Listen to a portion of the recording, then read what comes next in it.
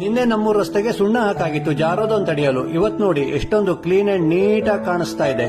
ಮಳೆಗಾಲದಲ್ಲಿ ಉಂಟಾಗುವ ಜಾರಿಕೆಯನ್ನು ತಡೆಯಲು ನಾವು ಅನುಸರಿಸುತ್ತಿರುವ ಕೆಲ ಸರಳ ಕ್ರಮಗಳನ್ನು ತಿಳಿಸ್ತಾ ಇದ್ದೀನಿ. ಇವರು ಸುರಿತಿರೋ ವಿಪರೀತ ಮಳೆ ಕಾರಣ ಪಾಚಿಗಟ್ಟಿರೋ ಕಾಂಕ್ರೀಟ್ ರಸ್ತೆಯನ್ನು ಕ್ಲೀನ್ ಮಾಡಿ ಸುಣ್ಣ ಹಾಕಿ ಟ್ರೀಟ್ಮೆಂಟ್ ಕೊಡ್ಲಿಕ್ಕೆ ಹೋಗ್ತಾ ಇದ್ದೀವಿ. ಜೋರ್ ಮಳೆ ಮಧ್ಯದಲ್ಲಿ ಸ್ವಲ್ಪ ಬಿಸಿಲು, ಇದು ಅಡಿಕೆ ಜೊತೆ ನೆಲಕ್ಕೂ ಕೊಳೆ ತರೋ ವಾತಾವರಣವಾಗಿದೆ. ಸ್ವಲ್ಪ ಮಳೆ ಕಡಿಮೆ ಇರೋ ಸಮಯ ನೋಡಿ ರಸ್ತೆಗೆ ಸುಣ್ಣದ ನೀರನ್ನು ಸೋಕಿದ್ರೆ ರಸ್ತೆ ಮೇಲಿರೋ ಪಾಚಿ ಬಹುತೇಕ ಕರಗಿ ಹೋಗುತ್ತೆ. ಸುಣ್ಣ ಸೋಕುವುದರ ಜೊತೆಗೆ ಅಕ್ಕಪಕ್ಕದಲ್ಲೇ ಬೆಳೆದ ಸೊಪ್ಪುಗಳನ್ನು ಕತ್ತರಿಸಿ ತೆಗೆಯುವುದು ಸಹ ಅಷ್ಟೇ ಮುಖ್ಯ.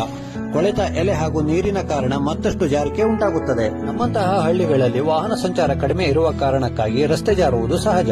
ಇದನ್ನು ತಡೆಯಲು ಸುಣ್ಣದ ಈ ರೀತಿಯ ಬಳಕೆ ಉತ್ತಮ ಆಯ್ಕೆಯಾಗಿದೆ. ಜಾರಿಕೆಯನ್ನು ನಿರ್ಲಕ್ಷಿಸಿದಲ್ಲಿ ಅದರಿಂದ ಉಂಟಾಗಬಹುದಾದ ಅನಾಹುತಕ್ಕೆ ನಾವೇ ಜವಾಬ್ದಾರರಾಗಬೇಕಾಗುತ್ತದೆ. ಈ ರೀತಿ ರಸ್ತೆಯನ್ನು ಸ್ವಚ್ಛಗೊಳಿಸಿ ಸುರಕ್ಷಿತವಾಗಿ ಇರಿಸಿಕೊಂಡಾಗ ಎಲ್ಲರ ಜೊತೆ ನಮಗೂ ಸಹ ಆಗಬಹುದಾಗಿದ್ದ ಅಪಾಯ ಹಾಗೂ ಅನಾನುಕೂಲತೆ ಸರಿಪಡಿಸಿಕೊಂಡ ತೃಪ್ತಿ ಸಿಗುವುದಂತೂ ನಿಶ್ಚಿತ. ಹಾಗೆ ನಾವು ದಿನನಿತ್ಯ ಓಡಾಡುವ ಮನೆಯ ಸುತ್ತಲಿನ ಜಾಗಕ್ಕೂ ಸಹ ಗಮನ ನೀಡುವುದು ಅಷ್ಟೇ ಅಗತ್ಯ. ಈ ಮಳೆಗಾಲದಲ್ಲಿ ನಿತ್ಯ ಓಡಾಡುವ ಜಾಗಗಳಿಗೆ ಈ ರೀತಿ ಶೇಡ್ ನೆಟ್, ಸೀರೆ ಅಥವಾ ಆಂಟಿ ಸ್ಕಿಡ್ ಮ್ಯಾಟ್ ಗಳನ್ನು ಬಳಸಬಹುದು. ಇದರ ಜೊತೆಗೆ ಉತ್ತಮ ಚಪ್ಪಲಿ ಹಾಗೂ ಓಡಾಡುವಾಗ ಜಾಗ್ರತೆ ಸಹ ಅಷ್ಟೇ ಮುಖ್ಯವಾಗಿದೆ. ಬ್ಲೀಚಿಂಗ್ ಪೌಡರ್ ಹಾಗೂ ತುತ್ತದ ನೀರು ಸಹ ಮಳೆಗಾಲದಲ್ಲಿ ಪಾಚಿಯನ್ನು ಪರಿಣಾಮಕಾರಿಯಾಗಿ ಹೋಗಲಾಡಿಸುತ್ತದೆ.